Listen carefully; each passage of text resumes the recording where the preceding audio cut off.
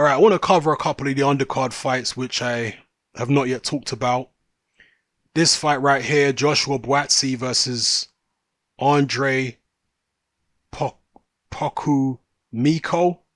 I think that's how you pronounce his name, Andrejs Pokumeiko.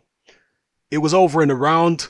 This Pokumeiko guy was a late replacement for Ricky Summers, who Buatsi was supposed to be fighting. And the word on the grapevine was he was actually quite tough. You know, he lost 14 fights there, drawn one. But yeah, the word was he was quite tough and he was coming to fight. And they were right about the fact he was coming to fight. I mean, I don't know how tough he is. I haven't really looked at his career in depth like that to know how physically tough he is and how well he takes a shot and all that kind of stuff, how resilient he is physically. But in terms of his gameness, absolutely, he was game. He thought he was going to upset the apple cart. He was coming to win. You could tell that just by the way he started the first round against Joshua Buatsi. He was very positive. He was trying to land hard jabs and he believed he could do something. But he was quickly put under manners by Buatsi, who caught him with some very nice hooks, straight shots, and bludgeoned him to the floor for the first knockdown. And the guy got up, but before too long, he was on the canvas again, and the fight was waved off. So a good performance by Joshua Buatsi against a late substitute. Obviously, we would have liked to have seen him in there against Ricky Summers, see if he could do that to Ricky Summers, blast him out in a round, which I doubt, but you never know. But all you can do is beat who they put in front of you, and that's exactly what Joshua Buatsi did. He looked impressive. His punches looked sharp and accurate and fast. Joshua Buatsi, prior to now, has never really struck me as the fastest light heavyweight out there. But in this particular fight, he looked fast. He looked good. He holds his shape very well. He's very well schooled. Joshua Buatsi, to my knowledge, learned to box in the UK. He was actually born in Ghana and I think lived in Ghana till he was about, I don't know, I want to say somewhere between the ages of like 8 and 12. I forget exactly what age he was when he arrived in the UK. But I believe he learned to box exclusively in the UK.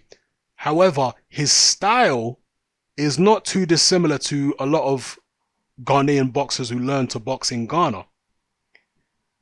Because a lot of the Ghanaian boxers, from Ike Quartey to Joshua Clottey, even going back to Azuma Nelson, none of them are particularly flashy.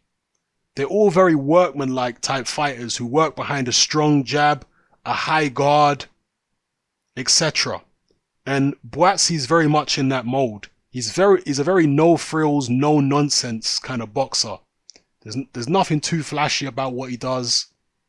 It's just very down to earth, good quality, polished, strong boxing. That's what Joshua Buatsi does.